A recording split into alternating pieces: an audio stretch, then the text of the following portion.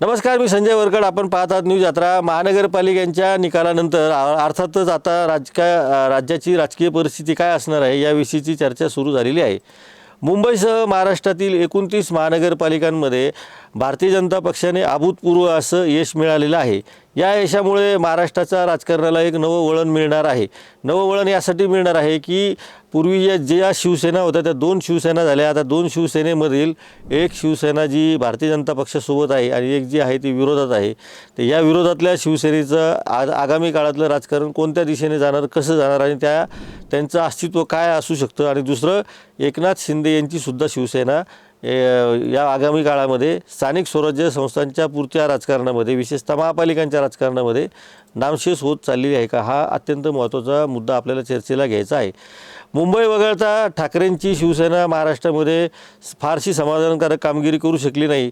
तीच अवस्था ठाणे सोडून एकनाथ शिंदे यांच्या शिवसेनेलासुद्धा करता आली नाही. एकनाथ शिंदे यांनी कितीही दावा केला की आमची शिवसेना ही मूळ शिवसेना आहे, तर मूळ शिवसेनेची ही वाताहत का झाली याचं उत्तर आता एकनाथ शिंदेंना द्यावंच लागणार आहे. उद्धव बाळासाहेब ठाकरेंची शिवसेना मुंबईमध्ये ठाकरे ब्रँड एकत्र येऊन लढलेली आहे. त्याच्या संदर्भामध्ये आपण आधी 2 मिनिटात चर्चा करू आणि उर्वरित महाराष्ट्रामध्ये या 2 शिवसेनांचं काय होणार याविषयी आपण थोडक्यात बोलणार आहोत. आधी आपण मुंबईपासून या चर्चेला सुरुवात करणार आहोत. मुंबईमध्ये चर्चा करताना एक मुद्दा लक्षात घेतला पाहिजे की मुंबईमध्ये भारतीय जनता पक्षाने जे स्वप्न होतं ते स्वप्न साकार केलेलं आहे. भारतीय जनता पक्षाला कोणत्याही परिस्थितीमध्ये मुंबई महानगरपालिकेची सत्ता हवी होती. ज्यावेळी उद्धव बाळासाहेब ठाकरेंची शिवसेना सोबत होती त्यावेळेस त्यांना ते शक्य झालं नाही, शक्य होऊ शकलं नाही. आणि दोघांनी मिळून एकत्र राज्याचा कारभार एकत्र चालवत असताना मुंबई महानगरपालिकेतील संघर्षामुळे या 2 पक्षात वितुष्ट येऊ नये म्हणून भारतीय जनता पक्ष कायमस्वरूपी मुंबई महापालिकेमध्ये 2-3 जागा कमी असून किंवा 1-2 जागा जास्त असूनसुद्धा नमत्याची भूमिका घेत आणि थोडीशी सामंजस्याची भूमिका घेत म्हणा किंवा तडजोडीची म्हणा किंवा रणनीती त्यांची म्हणा, जो काय शब्द वापरायचा जातो, पण मुंबई महानगरपालिकेतल्या एकूणच जागा वाटपावरून आणि अस्तित्वावरून ठाकरेंच्या शिवसेनेसोबत किंवा स्वतः ठाकरेंसोबत भारतीय जनता पक्षाने कधीही उघडपणे किंवा छुपा संघर्ष केलेला नाही. आता मात्र 2 शिवसेना झाल्यानंतर भारतीय जनता पक्षाने ठाकरे ब्रँडला तिथून हुसकावून लावण्यासाठी किंवा त्यांना बाजूला करून स्वतः ही मुंबई महापालिका काबीज करण्यासाठी जंग पछाडलं होतं. यामध्ये अर्थातच साथ होती त्यांना ती एकनाथ शिंदेंच्या शिवसेनेची.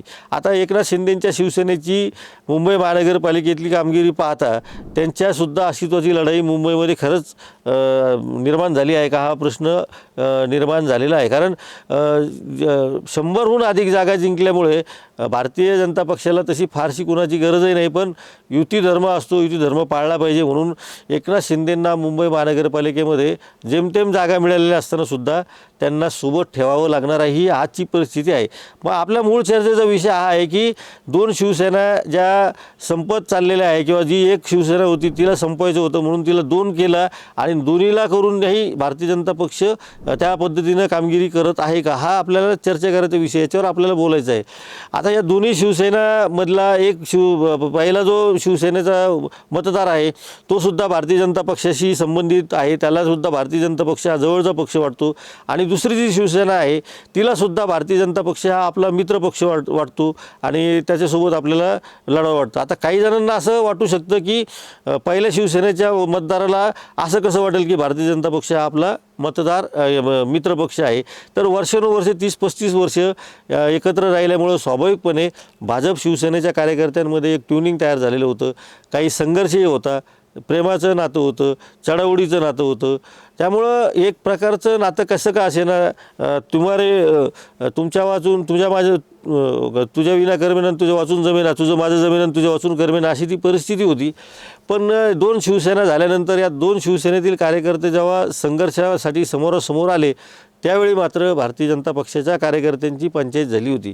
आता उघड संघर्ष ग्रामीण भागामध्ये किंवा महानगरपालिकेच्या वार्डामध्ये जो संघर्ष सुरू झालेला आहे 2 शिवसेनेच्या कार्यकर्त्यांमधला, तो भारतीय जनता पक्षाच्या लक्षात आलेला आहे आणि नेमका तो संघर्ष भाजपने हेरलेला होता. त्यामुळे मुंबईपासून ते राज्यातल्या सर्व स्थानिक स्वराज्य संस्थांमध्ये भारतीय जनता पक्षाने अगदी जिथं गरज होती तिथं जागा वाटप करून हा विषय निकाली काढला आणि जिथं जागा वाटप नव्हतं तिथं भाजप आणि एकनाथ शिंदेंची शिवसेनासुद्धा समोरासमोर लढत राहिली. त्यामुळं भाजपच्या समोर एकनाथ शिंदेंच्या शिवसेनेचा कुठेही टिकाव लागलेला नाही, ही वस्तुस्थिती आहे. आपण ठाण्याचा थोड्याफार प्रमाणात अपवाद धरूया. ठाण्यामध्ये अस्तित्वाची लढाई असल्यामुळे एकनाथ शिंदेंच्या शिवसेनेला तिथं समाधानकारक म्हणाव्यात अशा जागा मिळालेल्या आहेत. मात्र उर्वरित महाराष्ट्रामध्ये एकनाथ शिंदेंची शिवसेनासुद्धा ही दाणादाण उडून तिचीसुद्धा दाणादाण झालेली आहे. आता आगामी काळामध्ये 2-3 हिंदुत्ववादी पक्ष, आता भारतीय जनता पक्ष किती जरी असं म्हणत असला की उद्धव ठाकरे यांनी बाळासाहेब ठाकरेंचे विचार सोडले, त्यांच्यापासून त्यांनी विचाराची फारकत घेतलेली आहे, तरीसुद्धा उद्धव ठाकरे जेव्हा मतदारांसमोर जातात तेव्हा ते बाळासाहेब ठाकरेंचे वारसदार म्हणूनच जातात आणि त्यांचा जो मतदार आहे तो त्यांचा वारसदार म्हणूनच मतदान करतो. अर्थात या एकनाथ शिंदेंकडे जो मतदार गेलेला आहे तो सुद्धा बाळासाहेब ठाकरे यांच्याच विचाराचा आहे, त्यांच्याच विचाराला मानणार आहे.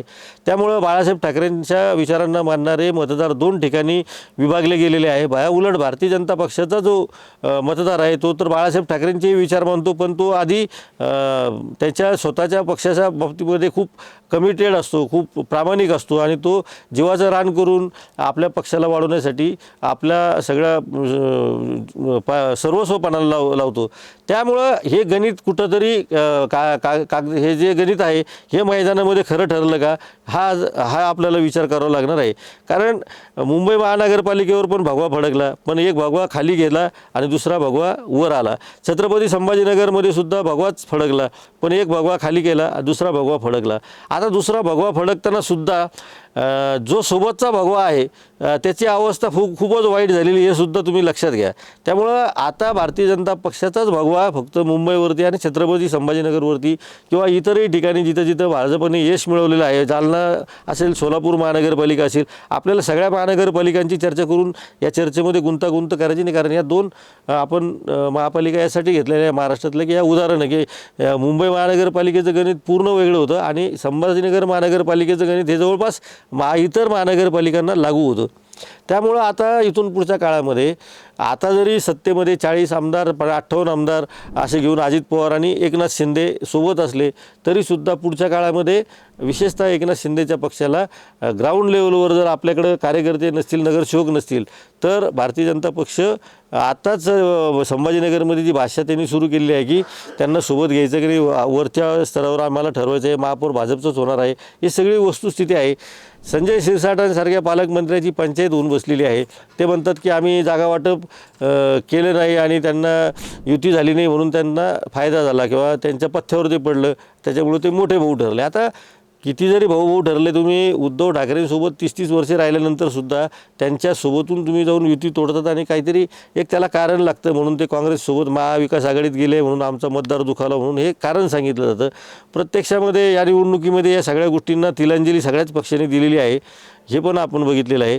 त्याच्यामुळं इथून पुढच्या काळामध्ये आता भारतीय जनता पक्षाला जे अनुभव 30 वर्षामध्ये आले होते, आता तिथं भारतीय जनता पक्ष त्या कशा पद्धतीनं या पक्षासोबत वागतो, म्हणजे विशेषतः एकनाथ शिंदेच्या पक्षासोबत वागतो, हे आपल्याला बघावं लागणार आहे. म्हणूनच या 2 शिवसेनेच्या अस्तित्वाची लढाई स्थानिक पातळीवरच्या राजकारणामध्ये आता कशा पद्धतीने सुरू होती आहे याकडं आपल्याला लक्ष द्यावं लागणार आहे. एक शेवटचा मुद्दा असा आहे की ज्यावेळी मातोश्रीवर या सगळ्या भारतीय जनता पक्षाचं आणि शिवसेनेचं मनोमिलन असायचं त्यावेळेस भारतीय जनता पक्ष हा लहान भाऊ म्हणून काम करत होता आणि शिवसेना हा राज्यात मोठा भाऊ म्हणूनच काम करत होता. आज तो लहान भाऊ हा मोठा झालेला आहे आणि मोठा भाऊ छोटा झालेला आहे आणि छोट्यामधला एक छोटा आणखीन दुसरीकडे गेलेला आहे. त्याच्यामुळं आता हे एका छोट्याला सोबत ठेवलं, एका छोट्याला बाजूला गेलं, हे 2 छोटे झालेले आहे आणि भारतीय जनता पक्ष प्रचंड मोठा झालेला आहे. त्यामुळं भारतीय जनता पक्षाने जो ठरवलेलं होतं ते साध्य केलं आहे अशी चर्चा सर्वत्र सुरू झालेली आहे. ज्यावेळी छत्रपती संभाजीनगर महापालिकेमध्ये जी शिवसेना सत्तेवर आहे राहिलेली आहे 30-35 वर्षे, ती फक्त 14 जागेवर आटोपली जाते. दुसरी शिवसेना 7 जागेवर संपली जाते आणि भारतीय जनता पक्ष मात्र 56 जागा घेऊन एक हाती सत्ता हातात घेतो. त्यावेळेस हीच अवस्था मुंबई महानगरपालिकेमध्ये सुद्धा झालेली आहे, अर्थात एकनाथ शिंदेच्या पक्षाची. त्यामुळं मुंबईमध्ये सुद्धा एकनाथ शिंदेंचा पक्ष खूपच म्हणजे अतिशय खालच्या पातळीवर त्याला जागा स्थानावर जो जाऊन बसलेला आहे, ही वस्तुस्थिती आहे. त्यामुळं पुढच्या काळामध्ये तर आत्ताच जागा वाटप करताना तुमची ताकद किती, नावागता किती असं चर्चेला विषय येत असतो. ह्या अनुभव एकनाथ शिंदेंच्या वाट्याला 100 नाही 2000% पुढच्या काळामध्ये येणार आहेत.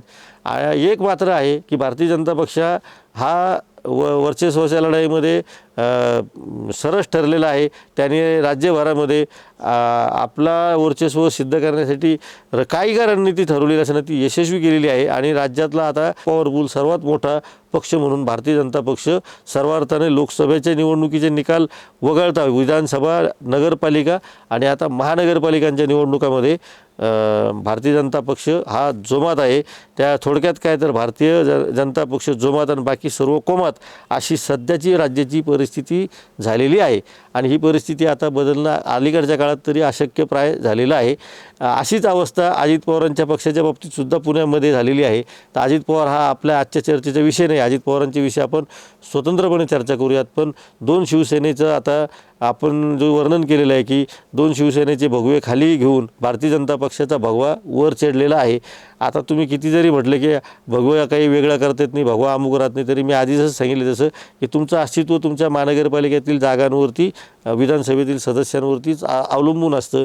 आज विधानसभेमध्ये तुमच्या पाठीशी काही आमदार आहेत, उद्या तेही असतील की नाही ही भीती आता व्यक्त नक्कीच केली जाईल. यामध्ये कुठली मात्रही शंका नाही. पुढच्या काळामध्ये आपण अजित पवारांचा आणि भाजपच्या पक्षाच्या संदर्भातली चर्चा करूयात. तोपर्यंत आपण पाहत राहा न्यूज यात्रा. हे आहे आपलं चॅनल.